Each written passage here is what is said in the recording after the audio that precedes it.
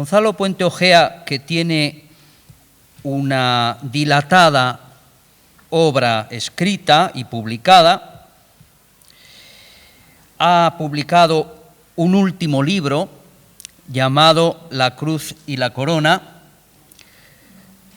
que en parte es un resumen de su obra y en parte también son las últimas aportaciones.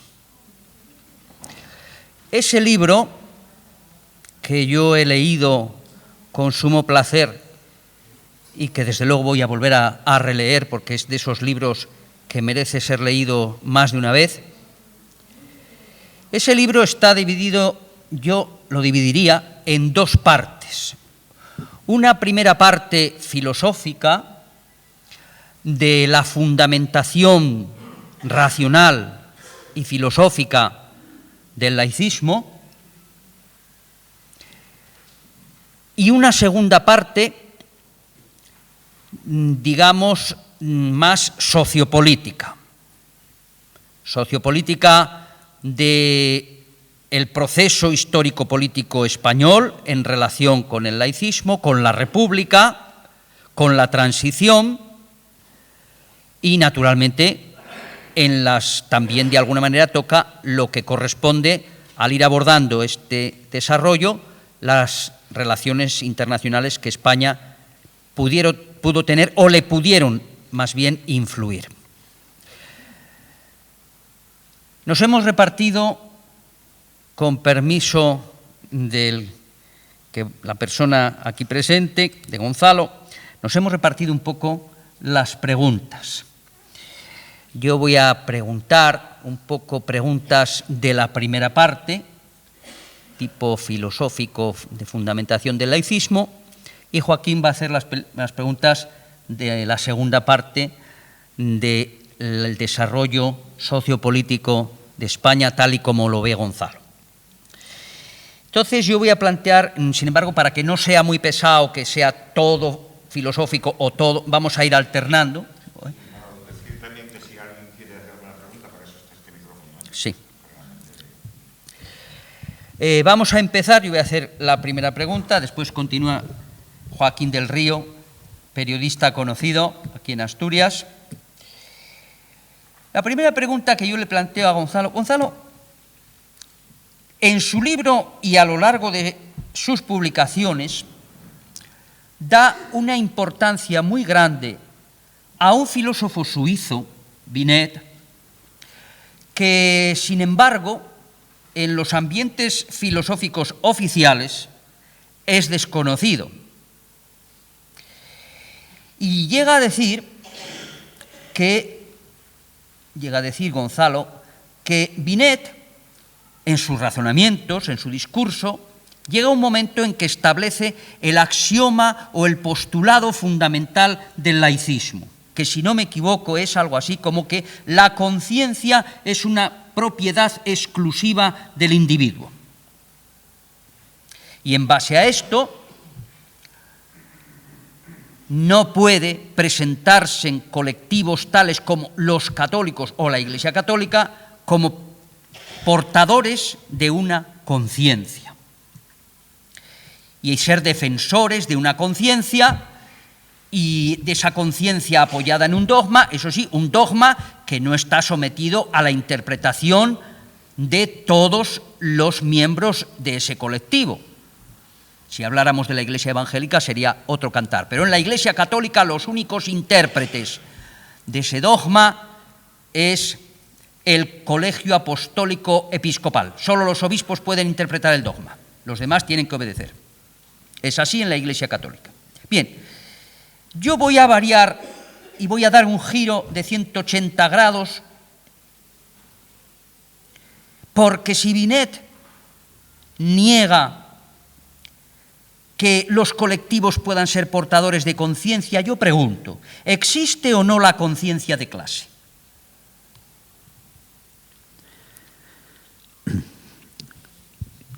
Bueno, como la estructura de la entrevista me impide, en fin, declarar mi gratitud pública al presidente de Europa De Laica. Asturias Laica. Me refiero Europa Laica, sí. al tener, en fin, la generosidad y si se quiere, para mí, el acierto de haber leído un largo párrafo de una de las réplicas que yo hice en 1987 a mi destitución como embajador ante la Santa Sede, porque resume muy bien el sentido que tuvo mi misión diplomática ante la Santa Sede y las razones por las cuales en un momento determinado el gobierno, demostrando una ignorancia histórica realmente inigualable, se permitió el lujo de aceptar las peticiones urgentes e insistentes del Vaticano sotto voce, claro, sin que públicamente aparecieran como tal, para que me relevasen en mi cargo. La cesión de Felipe González ante esta actitud que se deriva en último término, aunque quizá yo entonces no lo quise decir, fue que en el primer acto de la Santa Sede de por primera vez inaugurar la posibilidad de que las llamadas mártires de la Cruzada, unas monjitas que fueron tiroteadas por un comando de la FAI, en un momento en que todavía las autoridades no podían controlar la acción de esta gente, pues el hecho de que no hiciera yo fracasar la ceremonia de beatificación, que fue un reto insolente de la Santa Sede, que había sido rechazado por los predecesores de Juan Pablo II, Juan XXIII y Pablo VI, en razón a que dijeron, no podemos beatificar a los nuestros, porque realmente la Iglesia en ese caso tomaría partido, y así lo expresaron los dos, uno primero y después, unos años más tarde, el Concilio Vaticano II, Pablo VI. Dijeron lo siguiente: la guerra civil española no es una guerra como las demás, es una guerra fratricida en que se jugaba el destino de la nación. Entonces la Iglesia no puede aparecer sencillamente dando a los suyos un valor específico superior a los caídos del otro bando, porque sería un acto de injusticia. Entonces, este dossier, este expediente presentado por la orden correspondiente de aquellas carmelitas, de que se beatifiquen por primera vez esas monjas, dijo, eso queda archivado. Si dentro de 40, 50, 60 años es posible realmente, sin interpretaciones que puedan lesionar a la Santa Sede, que se beatifiquen a estas monjitas, pues bueno, ocurrirá si tiene que ocurrir. Pero por ahora eso ni se discute. Llega el polaco montado a caballo, don Juan Pablo II, y decide inmediatamente rescatar del olvido, que llevaba ya bastantes años de olvido, la petición de la orden carmelitana de que se convocase inmediatamente la apertura de un proceso de beatificación,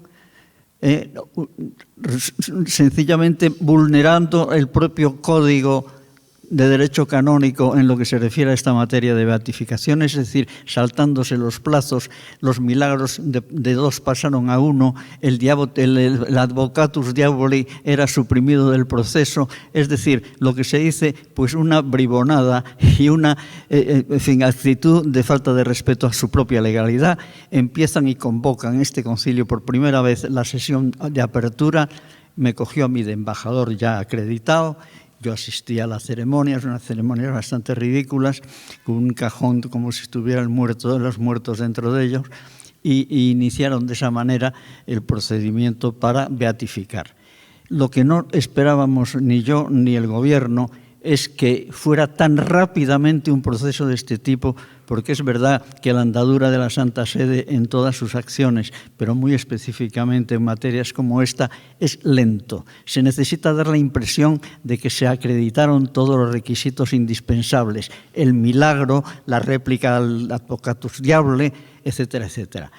Pero fue rapidísimamente. Yo tomé posesión en 1987, el mes de septiembre, y en marzo de 1985 y en marzo de 1987 estaba ya concluido el procedimiento y convocado ya la beatificación como ceremonia pública a fines de ese mes de marzo. Naturalmente, el gobierno, Felipe González, pues, en fin, me preguntó directamente qué tipo de delegación debía mandar España a la beatificación. Normalmente, la práctica habitual es que con ese motivo, pues los próceres más o menos famosos del lugar, pues se apuntaban todos y procuraban meter a uno de los suyos. Y eso sí, se solía hacer, a petición además casi siempre del propio Vaticano, que el encabezamiento de las comisiones que eran formadas por estas gentes fuera un ministro o una autoridad política importante. Pero en esta ocasión, naturalmente, el presidente del gobierno me pregunta a mí quién creo yo que debe de presidir esa comisión. Esa petición me la hizo un par de semanas antes ya de que se consumase la decisión vaticana.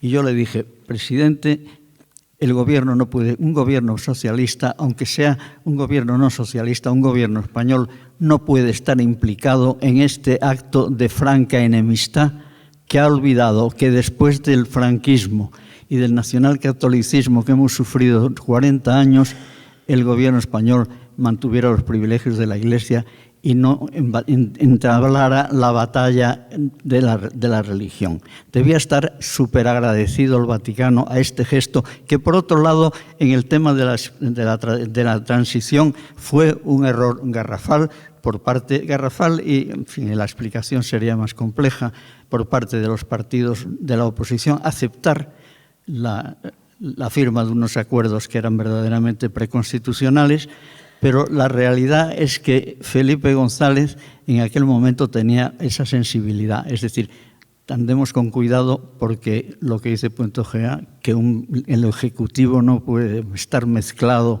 en la comisión. En la comisión no puede figurar al frente de ella ni dentro de ella, pues sencillamente ministros que tengan responsabilidades políticas de gobierno.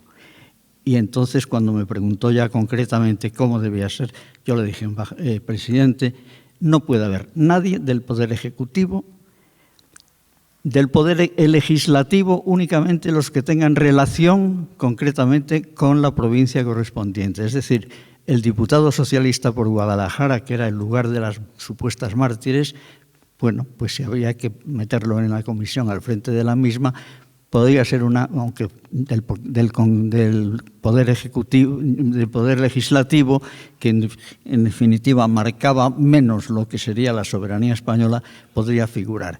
Y en último término, si esto no satisface, pues se podría ser una gran personalidad del orden cultural, de la vida intelectual española, o una persona profesionalmente de gran de relieve indiscutido, ¿no? Entonces ni siquiera esperaron a que yo recibiera ni siquiera pude esperar a recibir la respuesta, porque en ese mismo día por la tarde manda un decreto al Boletín Oficial del Estado haciendo lo que yo había dicho. Presidente, el diputado socialista por Guadalajara, y luego pues una retahíla de gente. De segundo presidente, por razones de protocolo permanente, va siempre el embajador de España, de manera que allí estuvo el que sería después fiscal general del Estado y vicepresidente de las Cortes, y que se llamaba, no me acuerdo ahora en este momento. Bueno, esto no me lo... El Vaticano naturalmente creyó que mi opinión había contado en gran manera. Yo les convencía de que yo no tenía ninguna influencia en el gobierno para estas cosas, pero ellos no se lo creyeron.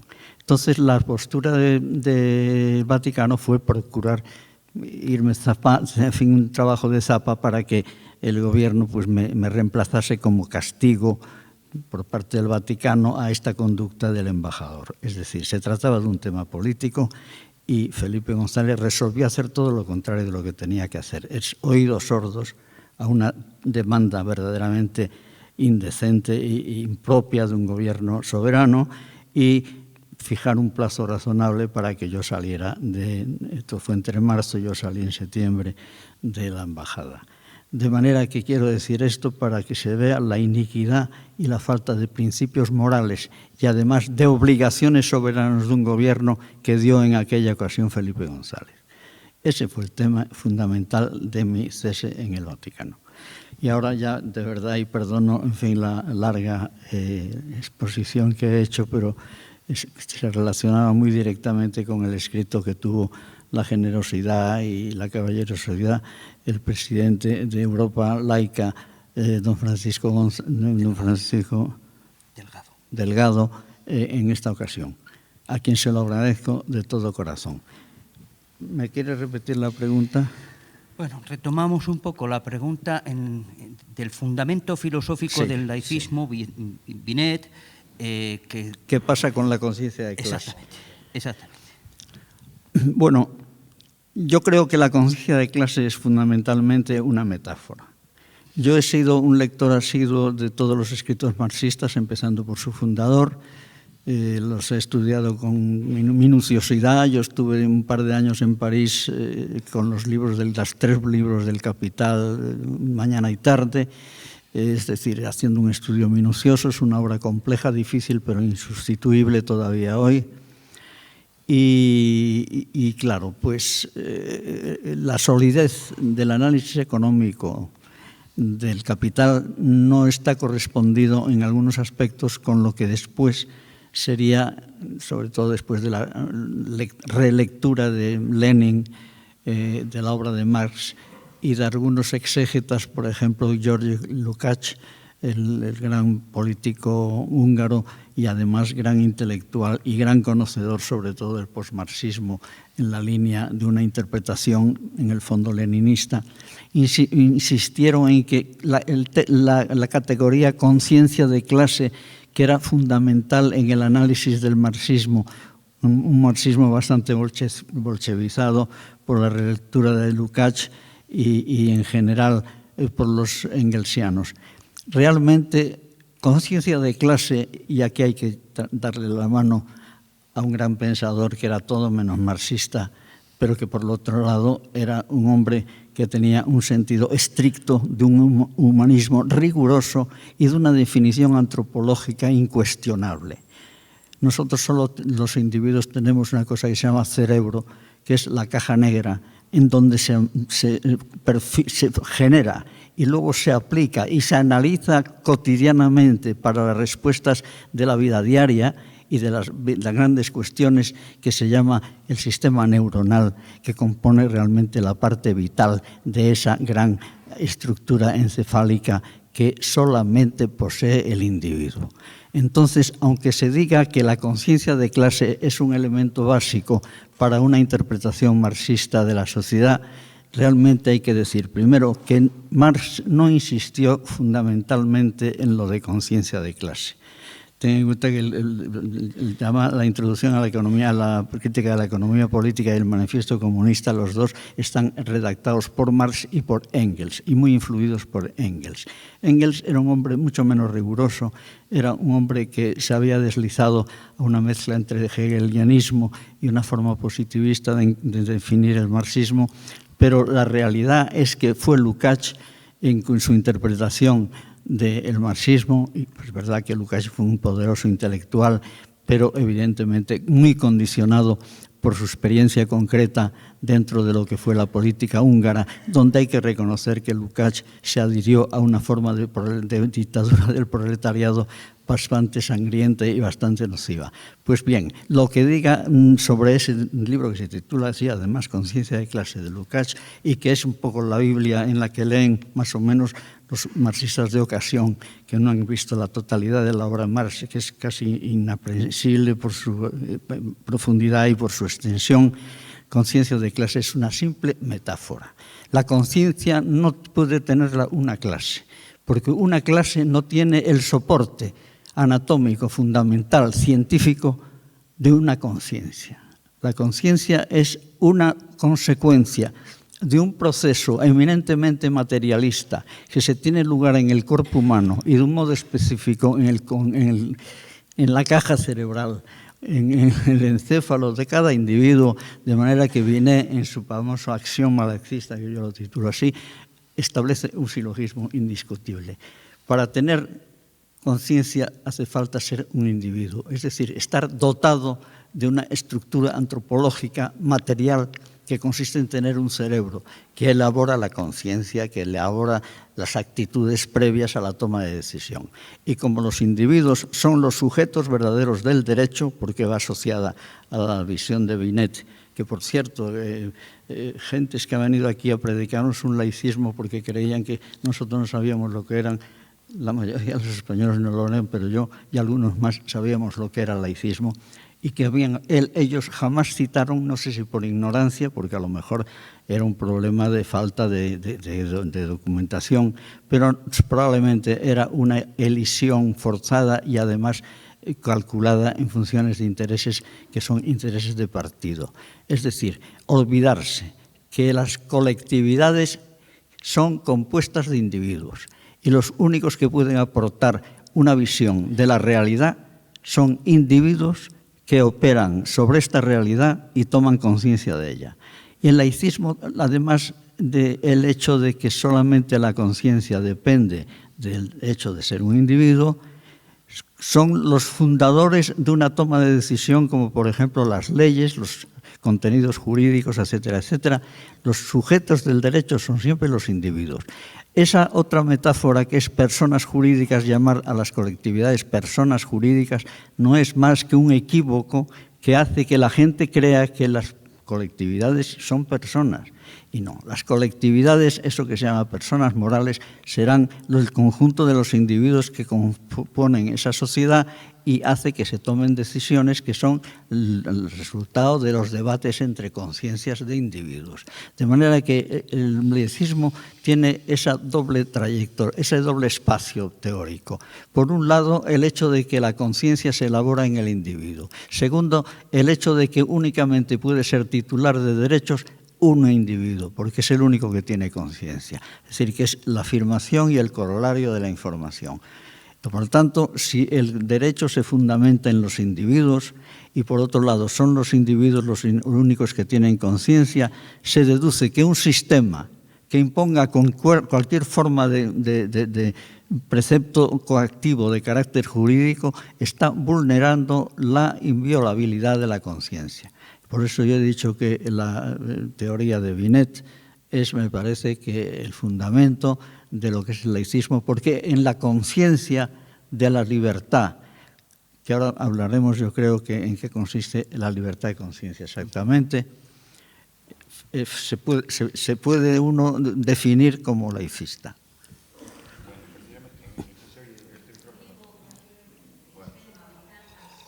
Entonces, así sin micrófono. Aprovechando, como ya que estamos en un país precisamente nacional catolicista, como usted lo define concretamente en el libro este de la cultura y la cruz y la corona, estamos en un país nacional catolicista, como usted lo describe. Exacto. En la cruz y la corona. Yo quería hacerle una pregunta mucho a priori, muy anterior a todo eso que usted está hablando ahora mismo, porque seguramente en España laicista suena a ateo. Entonces, quería que usted definiera el laicismo exactamente. Sí, con mucho gusto. Libertad de conciencia significa sencillamente la libertad para que el funcionamiento de la conciencia personal que cualquier individuo tiene derecho a tener funcione en términos no coactivos, sino que se deriva de un conjunto de emociones, de sentimientos de conocimientos, de deducciones lógicas y de otro orden, de tal manera que el individuo en su cotidianeidad, en su proceso vital relacionada con el medio, con su colectividad, con su familia, pero dentro siempre de un ámbito de decisión que debe ser justamente emanado de esa conciencia, naturalmente la democracia y el republicanismo concretamente no se puede fundar más que en una colectividad que sepa que el juego de las conciencias individuales y su libertad son el posible fundamento de la igualdad de derechos de todos los ciudadanos. Todos tenemos una conciencia. Sabemos que esa conciencia es un flujo permanente de tipo psíquico y fisiológico que hace que se evolucione, se renueve, se replantea. Es decir, la vida cotidiana es una elaboración de esa conciencia que no tiene por qué estar fijada para siempre, ni puede estarlo, ni puede ser dictada desde el exterior. Una conciencia dictada desde el exterior, por ejemplo, en forma de cuadros de mandamientos éticos o de mandamientos religiosos, es una interferencia que anula la libertad de la conciencia. Por lo tanto, la libertad de la conciencia se funda, primero, en que todas las conciencias son dignas en cuanto tales, si se profesan con sinceridad. No hay una conciencia mejor que otra. E incluso la conciencia de alguien que puede vulnerar los derechos humanos o incluso los preceptos del Código Penal, a veces realmente pueden tener una legitimidad que no le debe ser negada. Pero, en fin, sacando, en cierto modo, para facilitar el argumento, el hecho de que el Código Penal de cualquier país civilizado establece, evidentemente, unos límites para la función propia de la acción individual y que en sí mismo se supone que recogen lo que es el núcleo de los derechos fundamentales expresado en gran parte de modo acertado, de otras maneras un poco exageradamente, que es la Declaración de Nueva York de Naciones Unidas de 1948.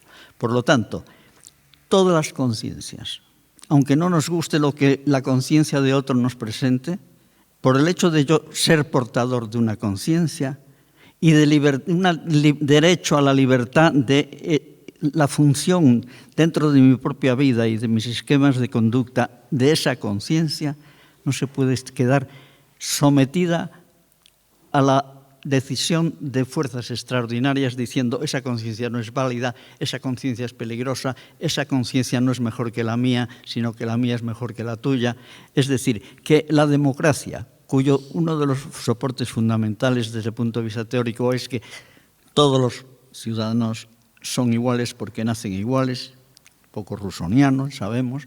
Si esto es, en definitiva, el núcleo fundamental de la legitimidad de los sistemas democráticos de representación, es decir, que todos los ciudadanos en cuanto tales tienen el mismo capacidad y valor representativo, entonces no se puede decir hay algunas conciencias que son mejores o peores que las otras. No digamos ya en el caso de la Iglesia Católica, en que, como señalaba muy bien José Luis, naturalmente es una forma dogmática de legislar respecto de todas las conciencias en función de unas autoridades que no tienen legitimación y que, en cierto modo, en definitiva, reproducen los mitos históricos a los que estamos sometidos desde nuestro nacimiento, como es el caso del nacionalcatolicismo, entre otros. No sé si ha quedado claro esto. Para mí, perfectamente. Muchas gracias. Bien.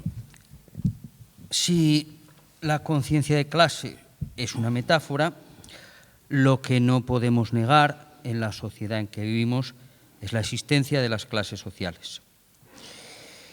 Las clases sociales son colectivos, vamos a decirlo así de una forma muy genérica, que tienen los mismos intereses. Exacto.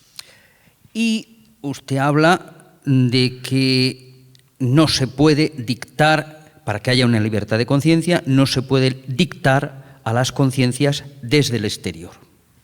Pero estamos viviendo y sabemos que en la sociedad de clases, la clase dominante, a través de muchísimos medios y a través de muchísimo poder, dicta e impone la ideología sobre las clases dominadas. Voy a hacer un pequeño excurso aquí.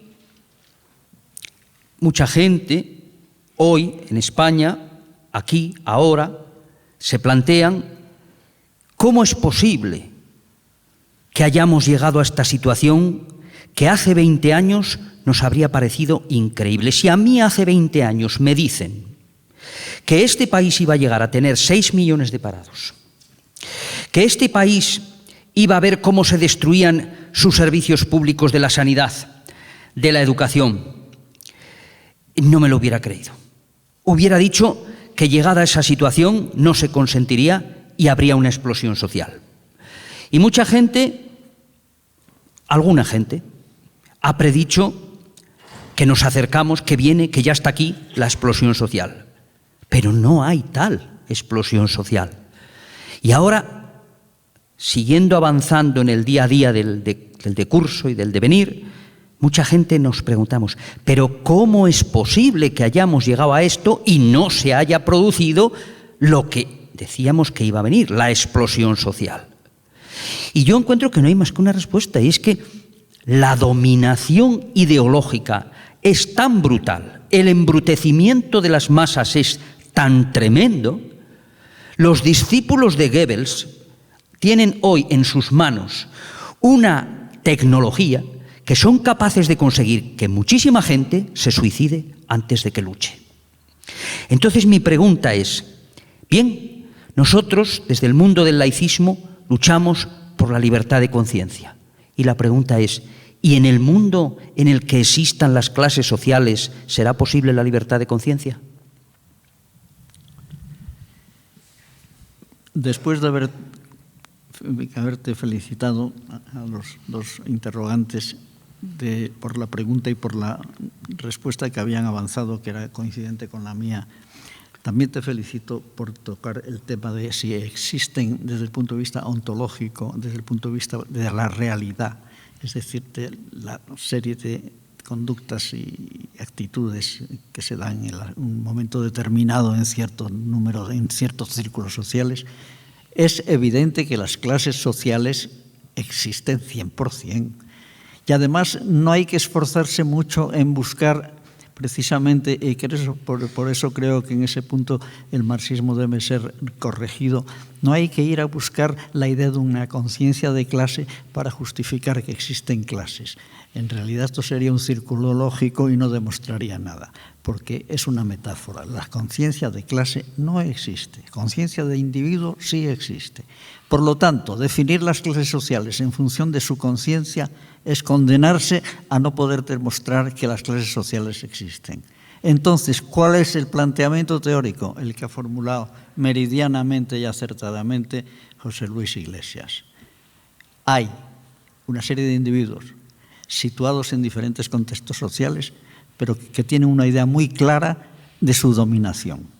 Y que su dominación consiste en la negación que ellos estiman que tienen y que son intereses legítimos, en virtud de los cuales la dominación de fuerzas extrañas a estas conciencias imponen la idea de que pensar en términos de clase es revolucionario e ilícito, porque es una forma revolucionaria y antiinstitucional y en el fondo antidemocrática, porque las clases sociales no existen. ¿Por qué se ha llegado a esa especie de aceptación borreguil del mundo de la prensa, del mundo de la comunicación y desgraciadamente del mundo del pensamiento en las sociedades capitalistas? Sencillamente porque operan las ideologías. Las ideologías son formas que pueden ser positivas en el sentido de que sitúan el juicio sobre la verdad o falsedad de una posición o una actitud en términos racionales. Esta es una forma de ideología dictadas siempre en el fondo por intereses, naturalmente, pero por intereses legítimos, emanados precisamente de conciencias libres. Pero cuando las ideologías nacen al calor de pseudoconsciencias colectivas que no son más que tecnologías de la dominación, entonces carecen de todo fundamento. Pero realmente entonces estaríamos combatiendo a un enemigo erróneo, es decir, que nosotros tenemos que aceptar que las clases sociales existen porque los intereses de los individuos que forman clases sociales se contraponen y, en definitiva, llevan a relaciones de dominación. Y en una democracia debe regir el principio libertad de conciencia, no solamente para el ejercicio de las mismas, sino libertad de conciencia iguales para todo el mundo, en el sentido de que todas las conciencias tienen el mismo valor y que, desde el punto de vista de la democracia, todas las conciencias son iguales. De tal manera que si se forman grupos de interés en que se sofocan ciertos sectores o ciertos espacios de la conciencia libre, haciendo creer que son formas egoístas de respuesta, pues naturalmente eso produce la ideologización, en el sentido más repugnante de la palabra, como mecanismos psicológicos de sumisión que se obtienen mediante formas de comunicación ilícitas, todas las técnicas de sugestión psicológica que se conocen en relación con la manipulación de la conciencia, mediante imágenes, mediante todo lo que es la industria mediática, y que hoy día, naturalmente, han conseguido aquellos países más avanzados en el dominio de las técnicas mediáticas, unas veces en el campo comunista, en el campo del pseudomarxismo, y otras veces en el capitalismo más feroz como es el americano, pues naturalmente las técnicas mediáticas han hecho lo que nunca pudo en unas sociedades anteriores al dominio de lo mediático, nunca se habían conseguido imponer. Sí se habían conseguido imponer ciertas disciplinas que eliminaban la fuerza de la clase social, pero nunca hasta el punto de llegar a enajenar de tal manera la conciencia de los individuos que han llegado a la conclusión de que ellos mismos no reconocen que sean miembros de ninguna clase, ni que exista eso de clase. ¿Dónde está la clase? Si no se ve por ninguna parte. Es decir, que es verdad que la industria mediática ha conseguido el milagro de la renuncia a la posesión de una conciencia de clase en el buen sentido, es decir, a la unión de los intereses por partes de señores que están situados por razones de la relación de producción en una serie de posiciones que son coincidentes y que entonces reclaman los mismos derechos, y naturalmente esta acción colectiva de reclamar intereses iguales es lo que configura la existencia de una clase social determinada. Bueno, mis preguntas son por profesión, son siempre más a ras de suelo. Entonces yo tengo, en este momento me viene a la cabeza la idea de que en alguno de sus libros he leído, y querría que usted me lo dijera si es verdad o no, si es así o no es así, que todas las religiones que hay en España le devuelven al Estado el dinero que el Estado les proporciona, excepto la religión católica. Tengo idea de haber leído eso en algún libro suyo. ¿Es así o no es así? Que las religiones le devuelven al Estado el dinero que el Estado les concede. ¿En forma de qué? ¿De renta? Sí, de subvención o de renta o lo que sea. Todas menos la religión católica. Tengo idea de haber leído en alguno de sus libros, pero no estoy seguro. Es que las iglesias pretenden que a través de su labor pagan al Estado lo que reciben. Por ejemplo, el caso de este grande sindicato que se llama, ¿cómo se llaman? Los comedores gratuitos. Cáritas. Con Cáritas. Cáritas está financiada íntegramente por los ciudadanos. ¿Cómo? Mediante la deducción de una cuota de su contribución de IRPF, es decir, de su renta, que se asigna caprichosamente mediante una crucecita que ciertos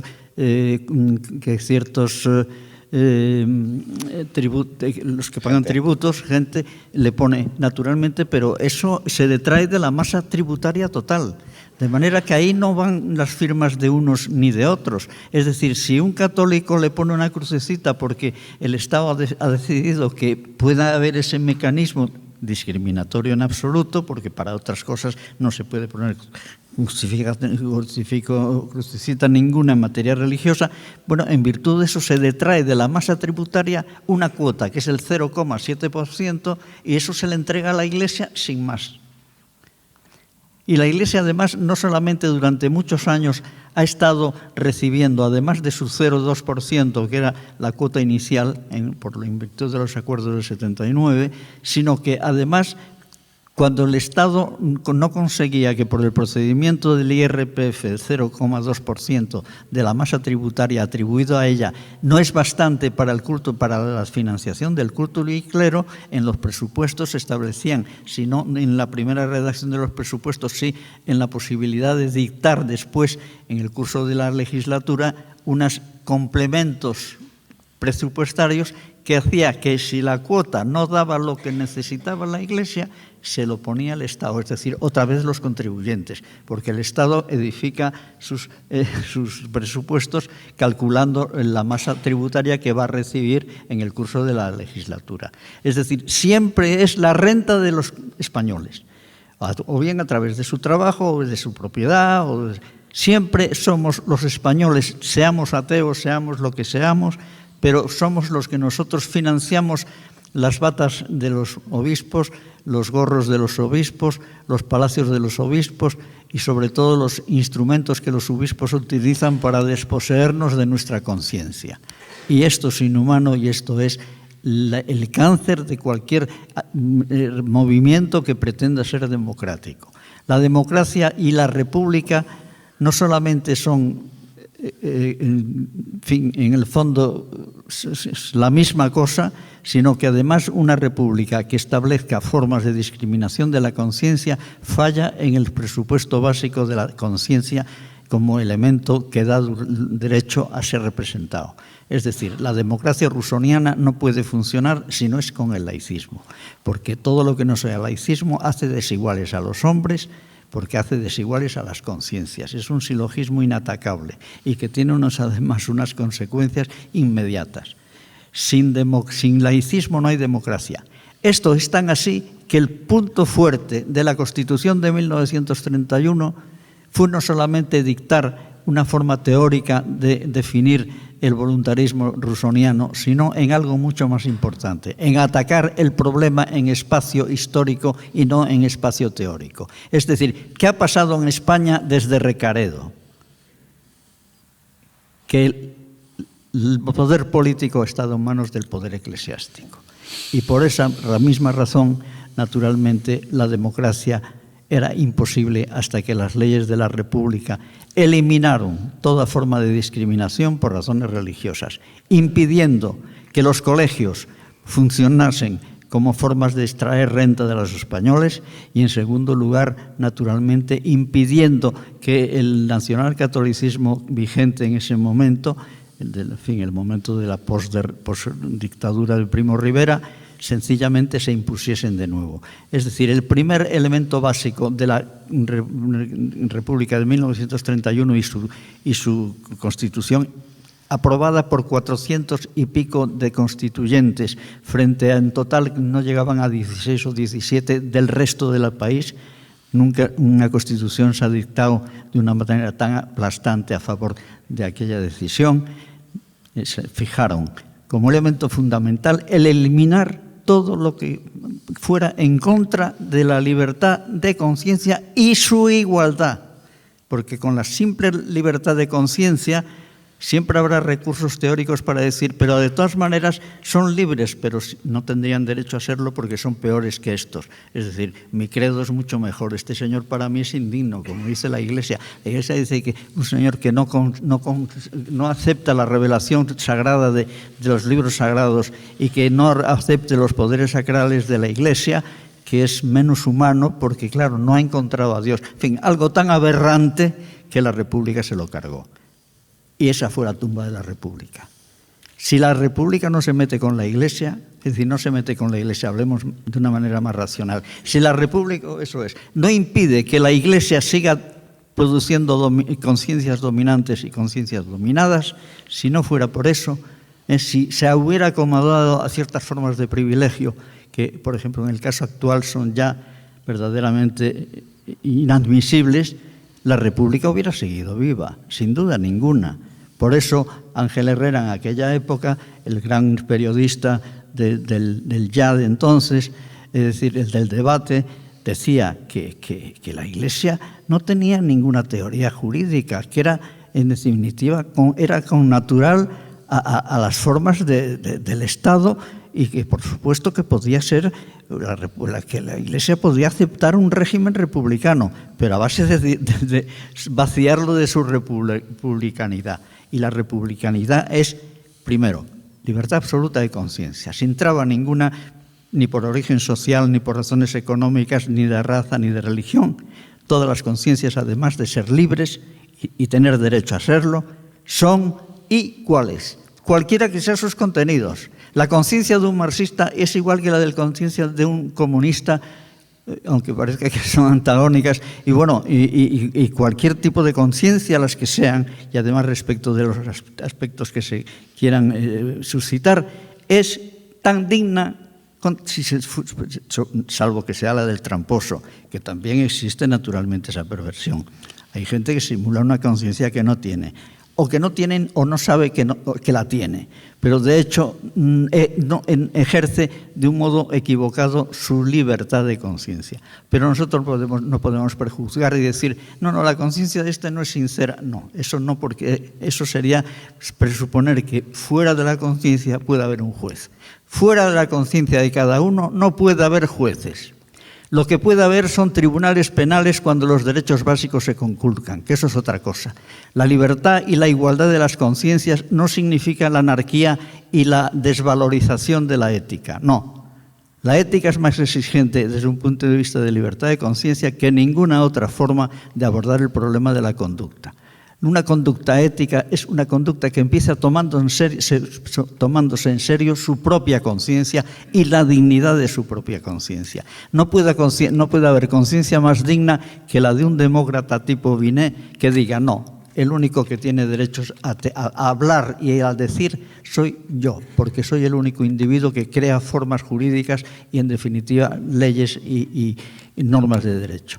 Y esta la realidad de la República, y el fracaso del año 31 fue que muy pronto percibieron los capitostes, sobre todo estos grandes obispos y cardenales con mucho poder, que había tocado, y lo dijo Herrera, lo dijo en 1933, a principios del año 33, ya había dicho el cardenal Herrera Oria, que después sería en el tiempo de Franco una especie de segundo papa, ya dijo, la democracia tal como está en la Constitución nunca será nuestra democracia. Y desde entonces la guerra oculta, porque durante mucho tiempo las mayorías parlamentarias no permitían otra cosa. Poco a poco, naturalmente, en una España que estaba poco preparada para la democracia, porque había un problema gravísimo entre la expropiación del capital por parte de gentes que no tenían cultura, que no tenían empleo, que no tenían nada, que era el pobre trabajador, en condiciones inhumanas.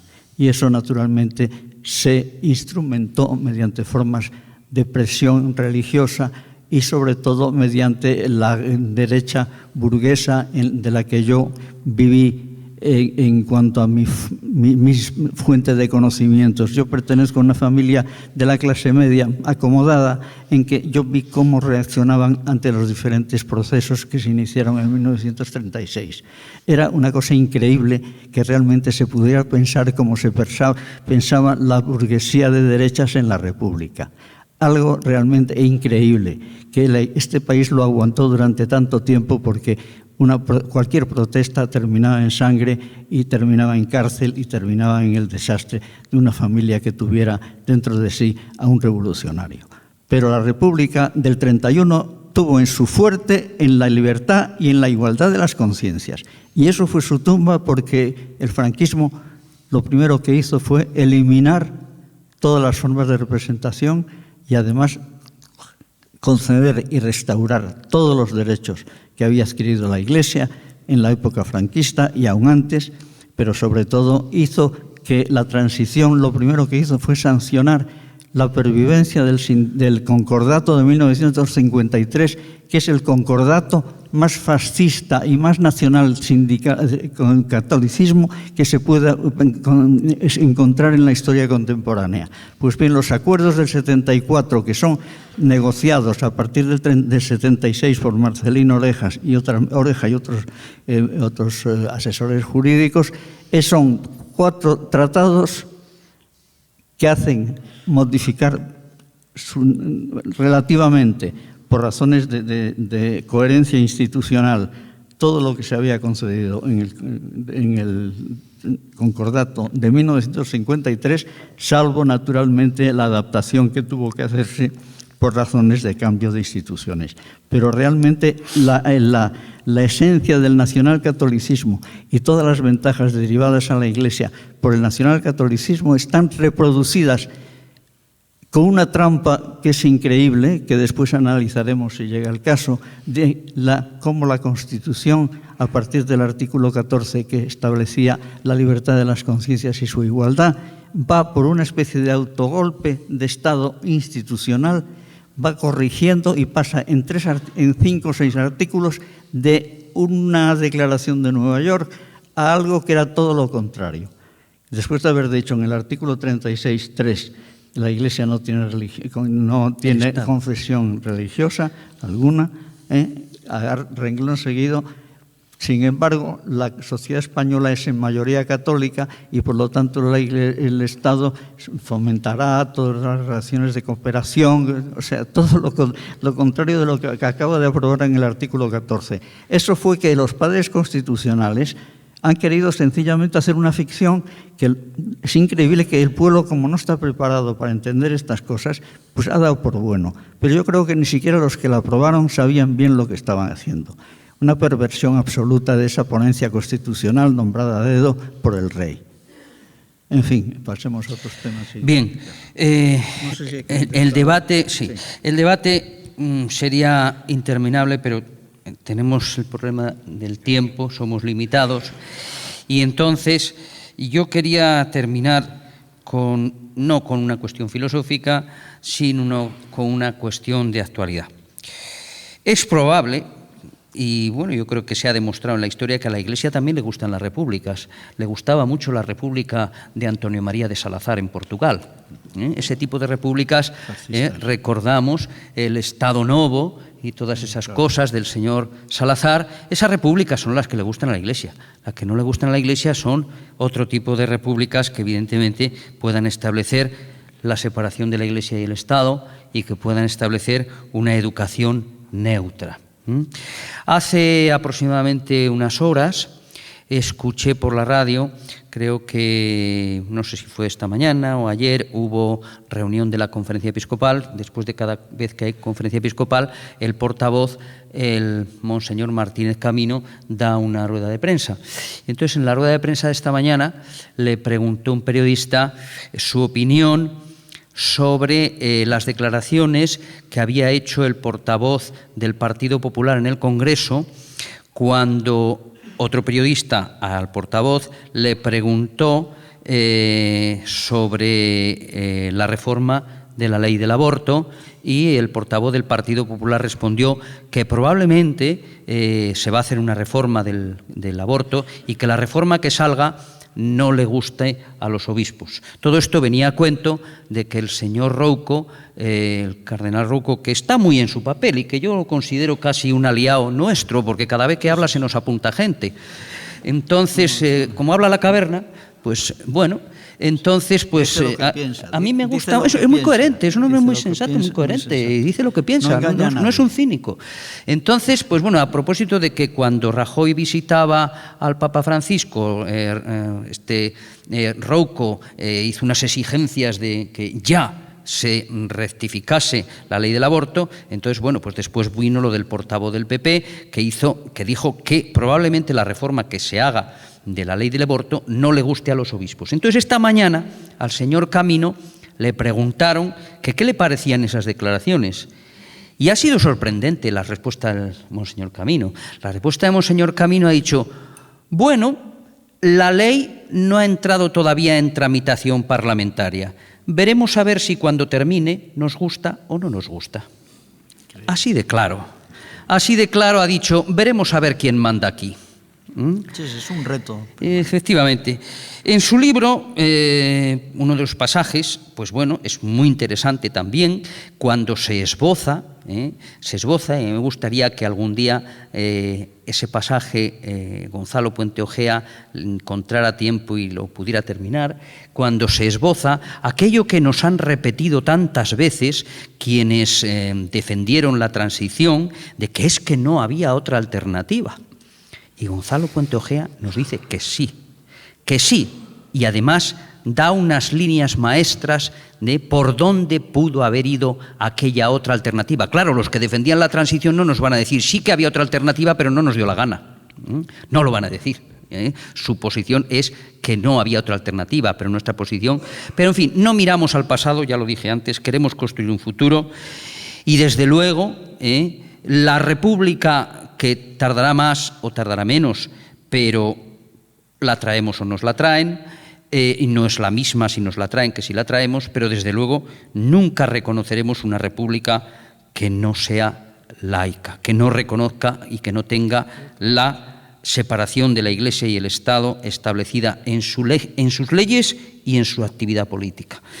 Y entonces, para terminar, en una pregunta que yo querría, si es posible, por parte de Gonzalo Puente Ojea, una respuesta más o menos breve por cuestión de tiempo, es: ¿y la República a España actualmente, desde su posición, desde su edad, de sus razonamientos, cómo ve esa llegada de la República?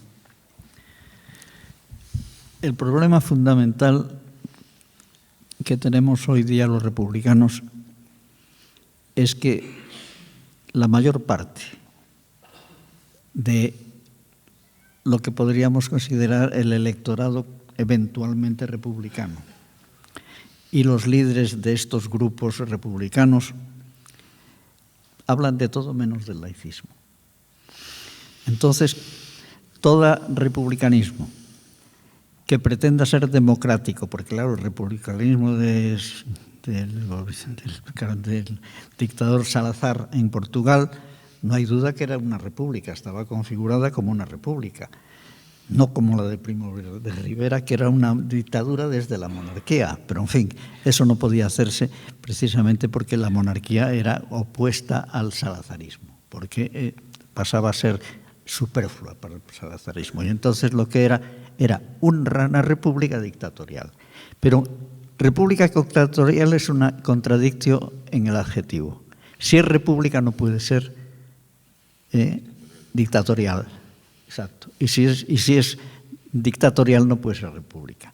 Entonces, el republicanismo de hoy día, que generalmente hay muchísimas y numerosísimas excepciones, incluso dentro de los grupos republicanos actuales hay gente que tiene una idea más clara y de una manera casi siempre tácita, pero acepta que el laicismo es una nota componente en la definición verdadera de la república. Pero no es lo que se predica por parte de estos grupos y, sobre todo, no se conciencia por parte de estos grupos. Creo que quieren, en definitiva, que teniendo un presidente de la República y una Constitución que más o menos establezca el principio monárquico para lo que se refiere a la presidencia de las instituciones, que eso ya es una república. Y no es verdad. Por eso lo ha dicho muy bien José Luis y lo has apuntado tú.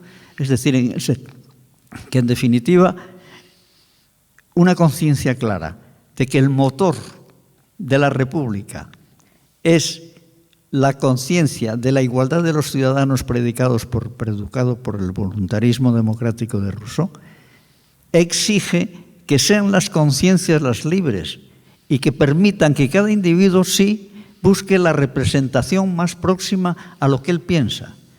Y si esta relación no se produce, ni las leyes electorales podrán ser nunca democráticas y republicanas, ni realmente se podrá hablar de república, sino de unas instituciones que, en vez de decir un rey hereditario, pues hay unos mecanismos para nombrar a un presidente. Pero el presidente de una república, lo primero que tiene que ser para ser un buen presidente es tener un programa político en que la libertad de conciencia es fundamental y que sin esa libertad de conciencia es inútil predicar el republicanismo. porque, repito, la República es más que el hecho de que haya una institución republicana para la presidencia de las instituciones, tiene que ser mucho más. Tiene que ser una Constitución que, además de proveer de un principio constitucionalista para la presidencia, todo el cuerpo democrático tiene que estar integrado por normas que partan de la idea de la libertad de conciencia. Pues muchas gracias, ha sido un placer escuchar como siempre a Gonzalo Puente Ojea y bueno, esperamos que no sea la última vez que esté entre nosotros, siempre es bienvenido. No depende de mí, sino de las leyes del Creador. De las leyes de la naturaleza. Bien, casi el programa de Gonzalo se podría resumir en aquellas famosas libertad, fraternidad e igualdad. Bien, dentro de 10 minutos comenzará, si no hay problemas técnicos, el documental El Vaticano y el sexo, que es un documental muy interesante, hecho por periodistas de la BBC y que, a pesar de que sospechen muchos por la actualidad que va relacionado el Vaticano y el sexo con la pederastia, no tiene nada que ver con la pederastia, sino con un tema muy interesante, que lo veremos en su proyección. Muchas gracias a todos.